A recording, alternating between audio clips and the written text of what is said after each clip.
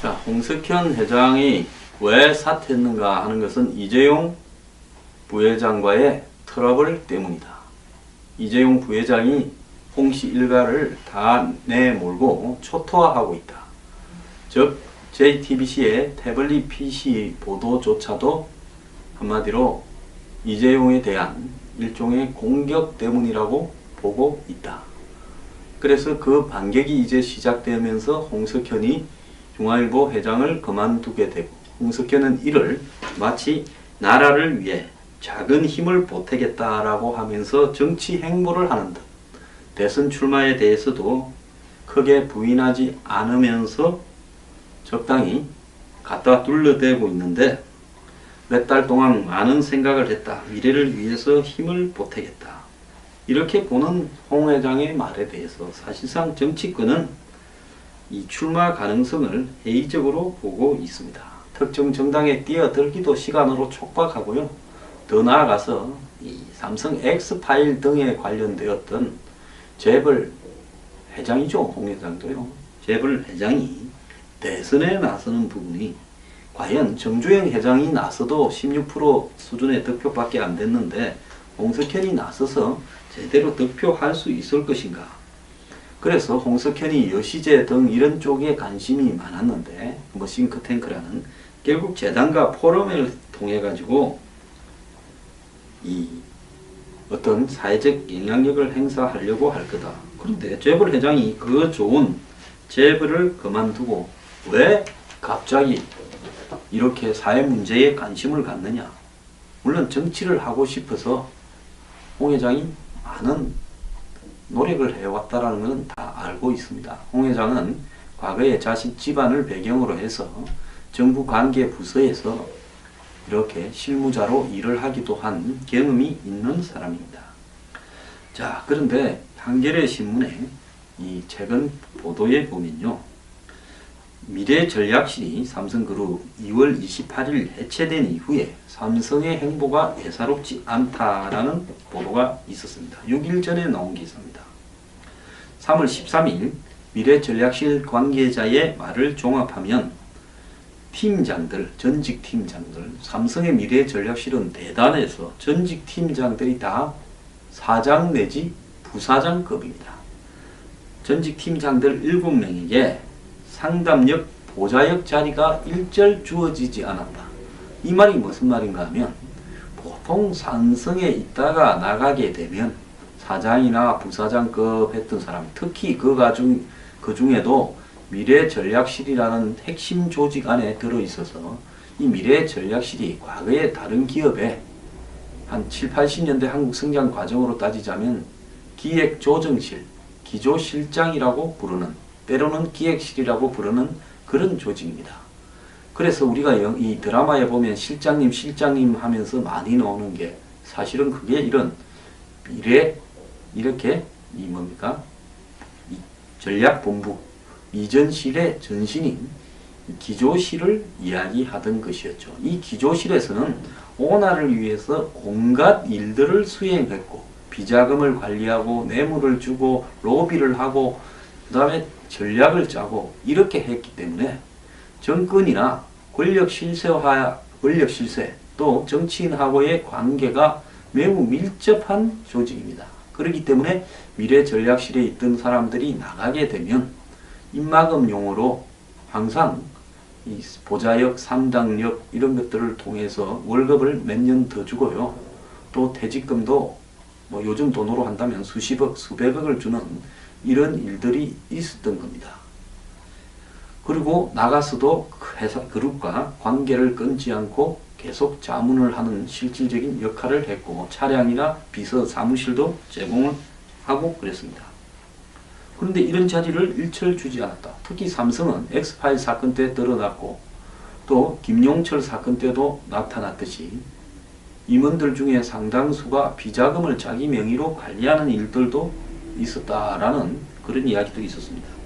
그런데 삼성이 임원 출신 퇴직자에게 사장급의 경우 상담역, 부사장급의 경우 보좌역이란 이름으로 2, 3년간 기본급의 일부를 지원해 왔는데, 박영수 특검이 뇌물공여 등 혐의로 기소한 최지성 실장과 장충기 차장을 제외한 나머지 미전실 팀장들은 일정 시점이 지난 뒤에 선별 구제하지 않겠냐라는 예상조차도 싹 사라져 버렸다는 겁니다. 미래전략실 전직 팀장들은 최근에 회사 관계자나 지인을 만나서 삼성을 완전히 그만뒀다. 그야말로 백수가 되었다. 이러고 일부 팀장들은 자체 송별을 했대 눈물을 흘리기까지도 했다고 그럽니다.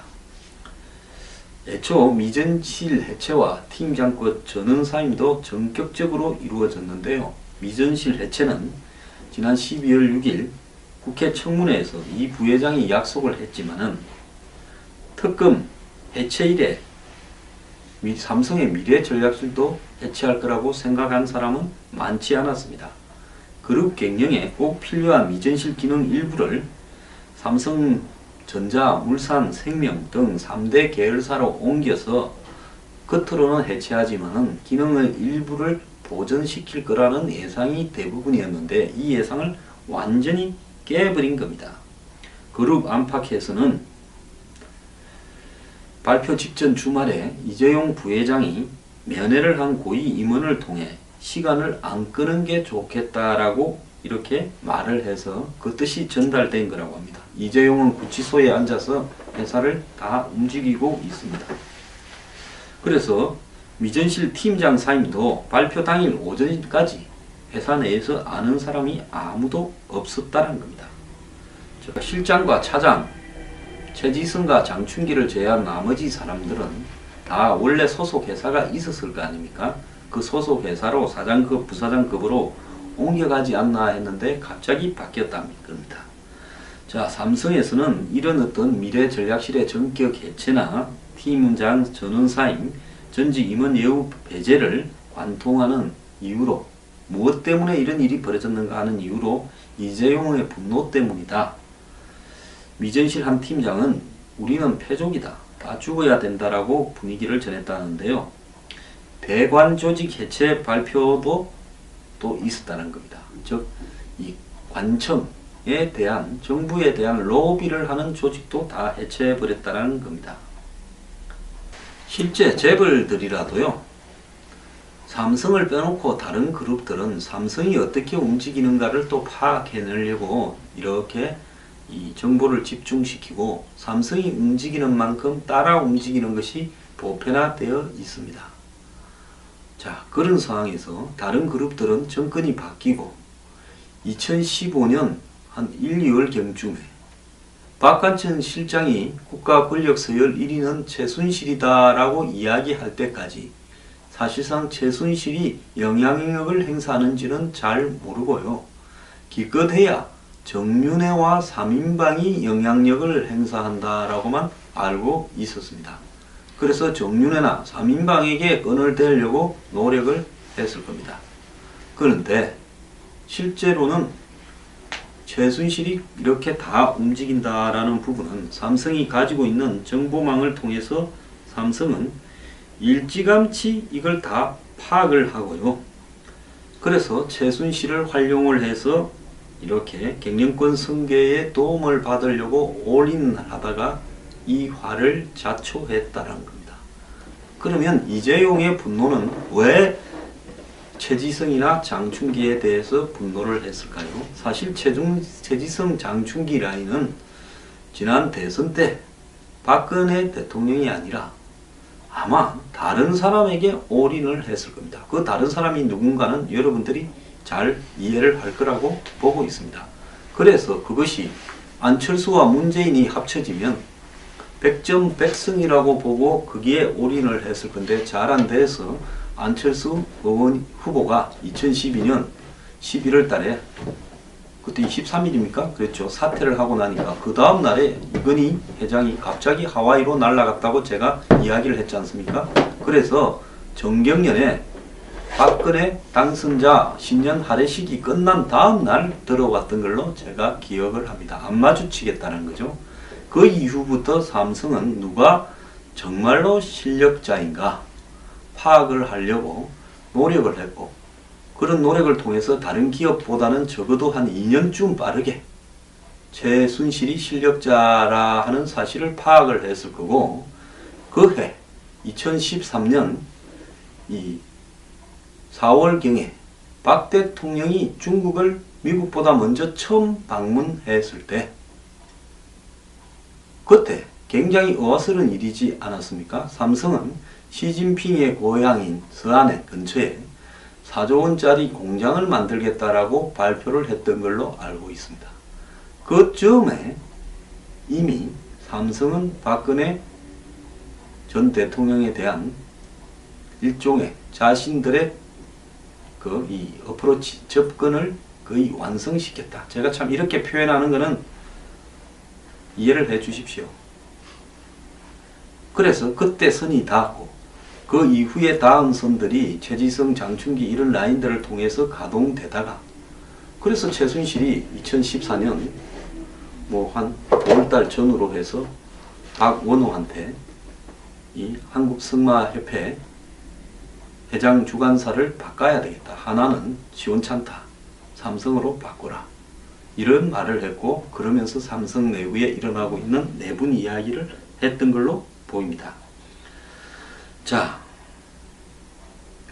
여기서요, 이재용은 너네들이 앞장을 서서 박근혜 정부에 올인을 했는데, 결국은 그것이 최순실로 이렇게 잡는 쪽으로 해서 박근혜한테 접근 방식이었는데, 최순실이 이런 사고들을 쳐서 그 사고가 우리한테 날라와서 내까지 날라갔으니 이게 얼마나 잘못된 부분이냐. 그래서 덕을 본 것보다는 지금 피해가 더 커지게 생겼으니 너네들 다 책임지고 나가라. 이렇게 지금 몰아넣는 겁니다. 그러면 과연 이재용은 자기는 최순실한테 다리를 대서, 끈을 대서, 로비를 해서 삼성이 그간의 이 정권의 여러 방향들을 삼성에 이롭게, 전체적으로 재벌에 이롭게 가져왔지만 특히 삼성에 이롭게 관여해오고, 박근혜 대통령의 말씀 자료, 이재용 독대 말씀 자료 2015년 7월 25일 그 자료에 삼성의 경영권 승계, 임기 내 경영권 승계라는 말이 들어있다라는 그런 거는 다 부정하고요. 이제는 쫄병들에게 책임을 몰아서 그 쫄병들을 다 전부 숙청시키고 쫓아내버리고, 나는 박근혜 정부하고는 쫄병들이 앞장을 서서 했고 나는 반대했는데 얘들이 사고를 쳤으니까 얘들을 다 제거했다.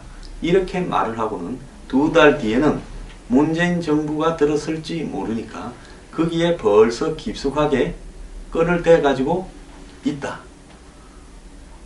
그러니까 지금 얘들 다 쳐내도 아무런 손해를 볼 게 없다. 자, 너네들은 소모품이니까 나를 위해서 이제는 집으로 가라. 이렇게 한 거 아닌가. 지난 대선 때도 너네들 실패했고 이번에 최순실도 실패했으니까 너네 가라. 자, 회장님은 무치입니다. 회장님은 과거에 임금은 무치라 그랬지 않습니까? 그건 뭔가 임금은 부끄러움을 모른다. 회장님은 부끄러움을 모른다. 참 이재용답습니다. 자, 오랫동안 삼성의 정보 수집과 대관 업무를 총괄해온 장충기 미전실 차장이 이번 사태의 1차 책임자로 꼽히고 있다는 겁니다. 특검 안에서는 장 차장에게 압수한 휴대폰에서 과거 수년치의 전화통화, 문자, 카톡이 그대로 나왔는데, 미전실의 다른 고위 임원들은 보안상 6개월마다 휴대폰을 교체하는데 장충기가 이를 지키지 않아 결정적 증거를 남겼다라는 부분에서 이재용에게 한마디로 화를 불렀다. 어떻게 단 한 번도 삼성에서는 오너가 구속되지 않았는데 너네들이 이를 이따위로 하고 또 특검이나 검찰 조사 받는 과정에서 내 이야기들을 나오게끔 해서 나까지 구속시킬 수 있느냐. 이것들은 그야말로 배은망덕한 것들이고 나한테 반란을 일으키려고 했느냐. 이 지금 분노를 하고 있는 걸로 보입니다. 홍나영 이 미술관 관장, 부관장의 이 사태도요, 홍 관장이 이 지난 3월 6일 사임을 발표할 때까지만 해도 아들이 구속된 상황에서 모든 것을 내려놓고 싶다라는 본인의 뜻으로 해석되었지만은 이틀 뒤에 홍라영까지도 사퇴하는 걸 보고 이재용의 뜻이 강하게 작용했다라는 지금 보도가 나오고 있습니다. 삼성 안에서는 지난해 10월 이후 JTBC가 삼성 최순실 간의 특혜 거래를 계속 집중적으로 주도해서 보도할 때부터 이재용, 홍석현 간 이렇게 트러블이 있다라는 예측이 나왔습니다. 제가 그래서 벌써 2번이나 방송을 하지 않았습니까? 중요한 거 방송할 때는 안 보시더니만 이거 했을 때는 25만 명이 넘게 보셨더만요. 그래서 지금 이재용은 자신이 지금 이렇게 구치소에 갇혀 있는 동안에 홍석현이나 홍라희 등 외가가 삼성을 장악하고 들어올까봐 차단하기 위해서 다 쫓아내는 사태가 벌어지고 있고, 이 과정 중에 하나가 홍석현이 사퇴라는 겁니다. 자, 삼성의 전직 임원은 이재용으로는 내가 감옥에 들어갈 때까지 미래전략실은 뭐 했느냐라고 생각할 수 있겠지만은 너무 적극적인 결정이라는 우려도 있다는 겁니다. 이재용이 젊으니까 한마디로 세게 반격을 하는데요. 이런 이재용의 반격과 홍석현의 지금 사태가 어떻게 다시 부메랑으로 이재용에 돌아갈지 의문인데요. 이 부분에서는 이재용이 다음 정권과 뭔가 믿을 만한 딜이 있어서 이렇게 하는 거 아니겠느냐. 다음 정권에 누가 될지 모르는 사람은 없다고도 하고 있습니다. 그렇다면 이재용이 뭔가 믿는 백이 있어서 다 쫓아내고 새로 들어오는 정권에 나를 빨리 풀어줄 거다, 이런 이야기인지 묻고 싶습니다. 참 말하기가 구질구질합니다.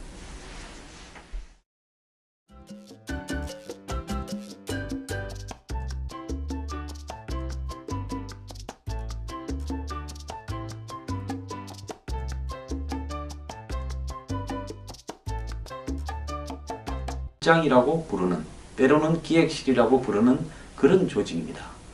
그래서 우리가 이 드라마에 보면 실장님 실장님 하면서 많이 나오는 게 사실은 그게 이런 미래 이렇게 이 뭡니까? 이 전략본부 이전실의 전신인 기조실을 이야기하던 것이었죠. 이 기조실에서는 오나를 위해서 온갖 일들을 수행했고 비자금을 관리하고 뇌물을 주고 로비를 하고 그 다음에 전략을 짜고 이렇게 했기 때문에 정권이나 권력 실세 또 정치인하고의 관계가 매우 밀접한 조직입니다. 그렇기 때문에 미래전략실에 있던 사람들이 나가게 되면 입막음용으로 항상 이 보좌역, 3당역 이런 것들을 통해서 월급을 몇 년 더 주고요.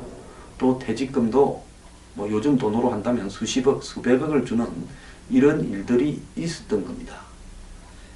그리고 나가서도 회사 그룹과 관계를 끊지 않고 계속 자문을 하는 실질적인 역할을 했고, 차량이나 비서에서 정부 관계 부서에서 이렇게 실무자로 일을 하기도 한 경험이 있는 사람입니다.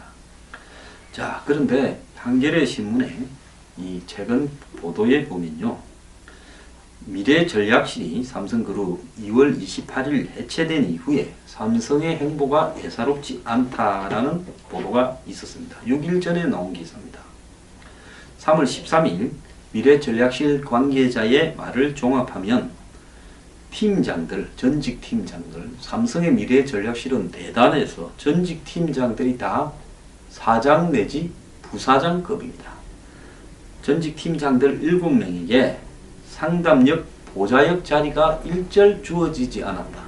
이 말이 무슨 말인가 하면 보통 삼성에 있다가 나가게 되면 사장이나 부사장급 했던 사람, 특히 그 중에도 미래전략실이라는 핵심 조직 안에 들어있어서 이 미래전략실이 과거에 다른 기업에 한 7, 80년대 한국 성장 과정으로 따지자면 기획조정실, 기조실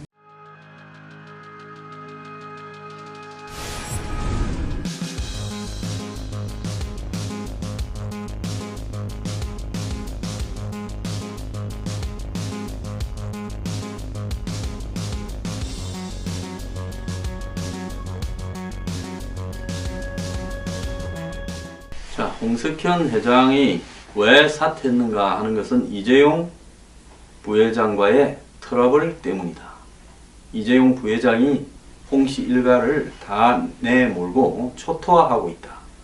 즉 JTBC의 태블릿 PC 보도조차도 한마디로 이재용에 대한 일종의 공격 때문이라고 보고 있다. 그래서 그 반격이 이제 시작되면서 홍석현이 중앙일보 회장을 그만두게 되고, 홍석현은 이를 마치 나라를 위해 작은 힘을 보태겠다라고 하면서 정치 행보를 하는 듯 대선 출마에 대해서도 크게 부인하지 않으면서 적당히 갖다 둘러대고 있는데, 몇 달 동안 많은 생각을 했다. 미래를 위해서 힘을 보태겠다. 이렇게 보는 홍 회장의 말에 대해서 사실상 정치권은 이 출마 가능성을 회의적으로 보고 있습니다. 특정 정당에 뛰어들기도 시간으로 촉박하고요. 더 나아가서 이 삼성 X파일 등에 관련되었던 재벌 회장이죠. 홍 회장도요. 재벌 회장이 대선에 나서는 부분이 과연 정주행 회장이 나서도 16% 수준의 득표밖에 안 됐는데 홍석현이 나서서 제대로 득표할 수 있을 것인가. 그래서 홍석현이 여시제 등 이런 쪽에 관심이 많았는데, 뭐 싱크탱크라는 결국 재단과 포럼을 통해 가지고 이 어떤 사회적 영향력을 행사하려고 할 거다. 그런데 재벌 회장이 그 좋은 재벌을 그만두고 왜 갑자기 이렇게 사회 문제에 관심을 갖느냐. 물론 정치를 하고 싶어서 홍 회장이 많은 노력을 해왔다라는 것은 다 알고 있습니다. 홍 회장은 과거에 자신 집안을 배경으로 해서 사무실도 제공을 하고 그랬습니다. 그런데 이런 자리를 일철 주지 않았다. 특히 삼성은 엑스파일 사건 때 드러났고 또 김용철 사건 때도 나타났듯이 임원들 중에 상당수가 비자금을 자기 명의로 관리하는 일들도 있었다라는 그런 이야기도 있었습니다. 그런데 삼성이 임원 출신 퇴직자에게 사장급의 경우 상담력, 부사장급의 경우 보좌역이란 이름으로 2, 3년간 기본급의 일부를 지원해 왔는데, 박영수 특검이 뇌물공여 등 혐의로 기소한 최지성 실장과 장충기 차장을 제외한 나머지 미전실 팀장들은 일정 시점이 지난 뒤에 선별 구제하지 않겠냐라는 예상조차도 싹 사라져 버렸다는 겁니다. 미래전략실 전직 팀장들은 최근에 회사 관계자나 지인을 만나서 삼성을 완전히 그만뒀다. 그야말로 백수가 되었다. 이러고 일부 팀장들은